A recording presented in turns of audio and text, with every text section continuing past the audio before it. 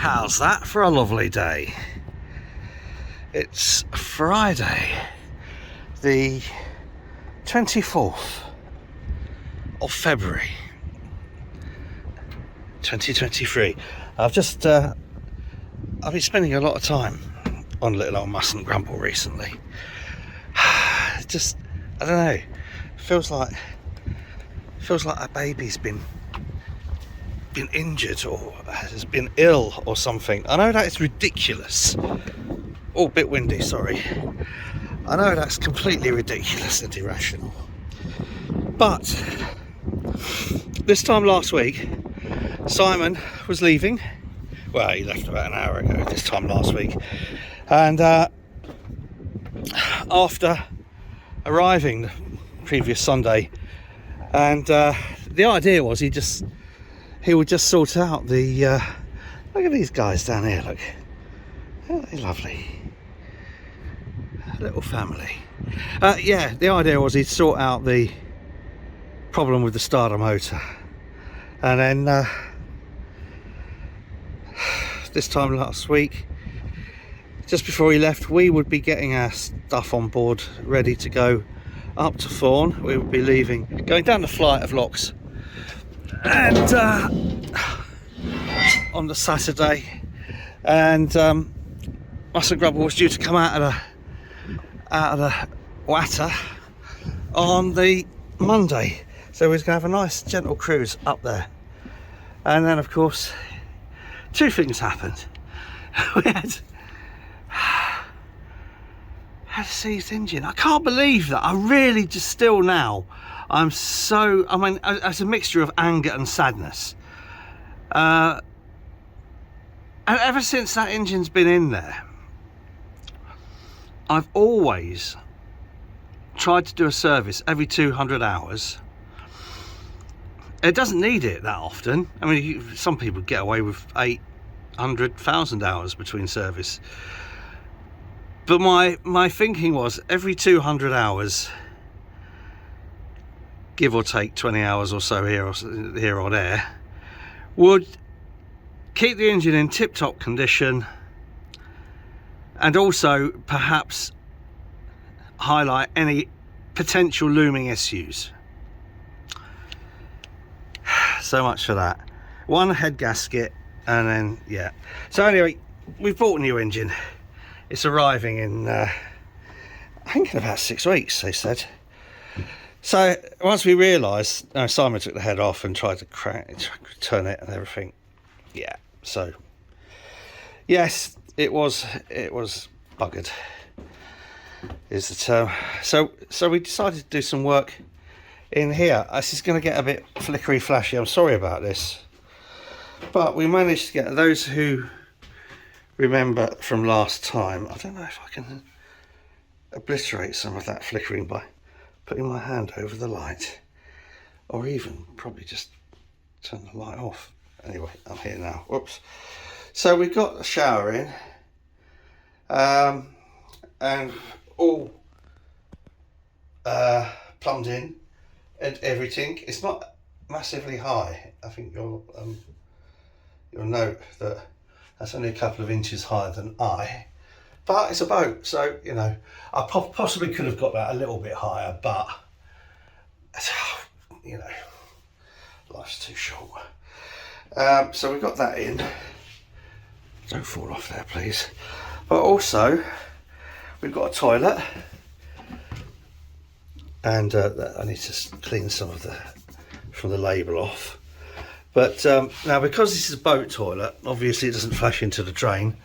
So you have one of these little control panels, which you just push there, and sorry for the flickering. And that's it. So this has never been used, so don't feel too, I hope you're not eating your lunch, but this toilet's never been used. So it pumps some water in. It's got a macerator unit in there, so it chews everything up. And look, it's got a soft close lid. I've never had a toilet with a soft close lid.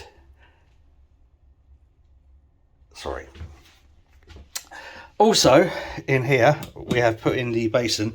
There's a wall cabinet to go here, but I'm going to wait until I've put the ceiling. There's some boarding I'm going to put up on the ceiling. And these shower and the sink both have independent pumps. So worst comes to the worst, we could swap them if necessary. Hopefully it'll never be necessary. This was a bugger. So I went through various... Oh, I've got a leak. Where's the leak coming from? That's not good. I think the leak's coming from where this screws onto here. I need to seal that probably a little bit better. It's not coming from anywhere else. But just show you what happens when... Oh, stop flickering, you bastard.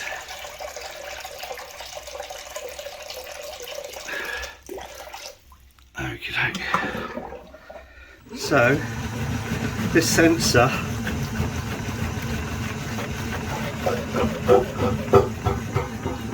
sucks out through there, through that pump, and then out the side.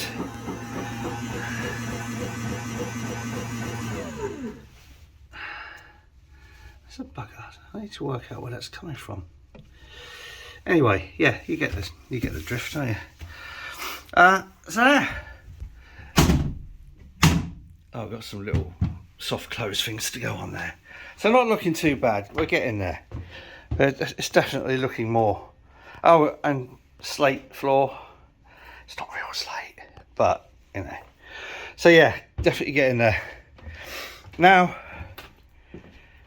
this is all one piece of the camera so far, isn't it? There's no edits.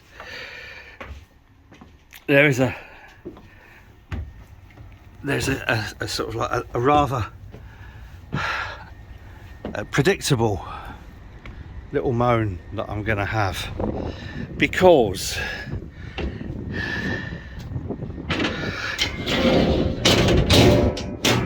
even if that was just a stuck starter motor or a duff battery or whatever, this time last week, just after Simon left, when we should really have been getting ready to be sailing up to Thorn, have a nice weekend cruise up to Thorn, we couldn't have done, because the works that the Canal and River Trust were doing to lock number 4 on the Tinsley flight were not complete. In fact, they were not, hardly just started, and they should have been finished a week before, so we wouldn't have been able to get there up there anyway. Which I just CRT, cheers CRT, not. But you know, that didn't only just bugger us up, it also, because we had to book it into Stanley's, we booked it in for 2 weeks at Stanley's to have some work done and to have two-part blacking put on, so it's buggered them up. It also means that the earliest slot we could now book was November, which is all right, but it's stoppage season again, isn't it? So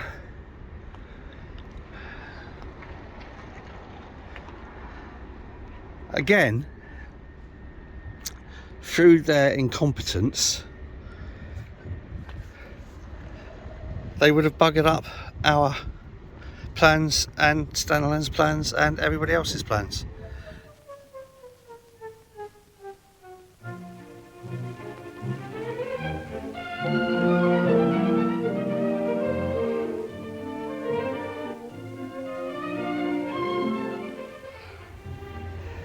Back at the meadow, get a little exercises. It's gonna chuck it down with rain. Anyway, so thanks CRT. No, all right, okay, it didn't matter, did it? But it might have done. So we'll see. Yeah. Do you know the strangest thing? Well, the nicest of strangest things just happened. Just round the corner there, the bottom down on the main road. There's some traffic lights. They seemed like they were stuck on red. And so I'm in one lane, and then there's another white van in the other lane, young girl in there, sorry, young woman I should say, and it became apparent that we were both singing to the same, sorry Marley, we were both singing to the same tune what was on Radio 2, which was Top Loaders, Dancing in the Moonlight.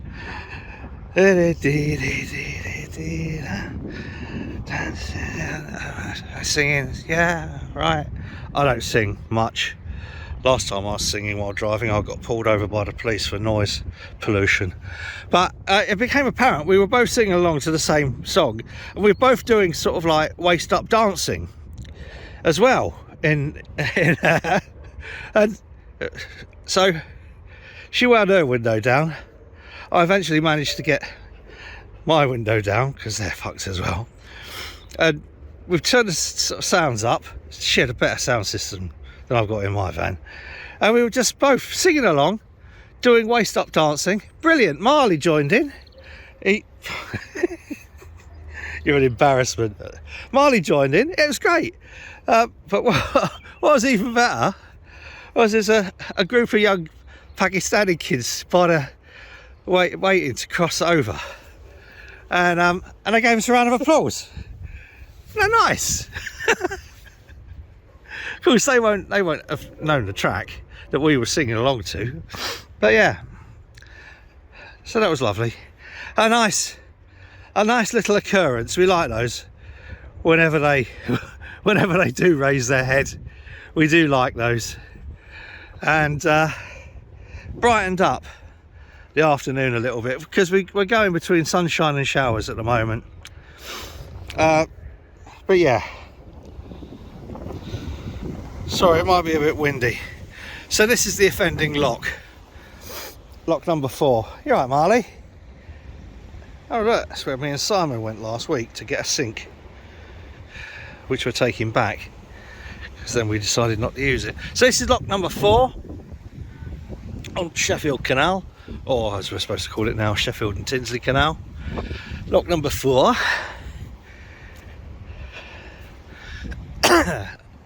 So 4 weeks, I think, over its anticipated stoppage time, which is probably about right for Canal and River Trust. It's just predictable every time.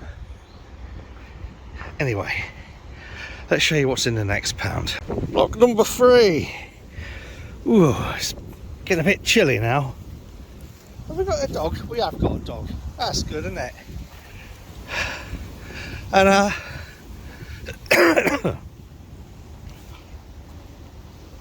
this is classic CRT workboat, just sort of abandoned. It's not moored, it's not tied onto anything.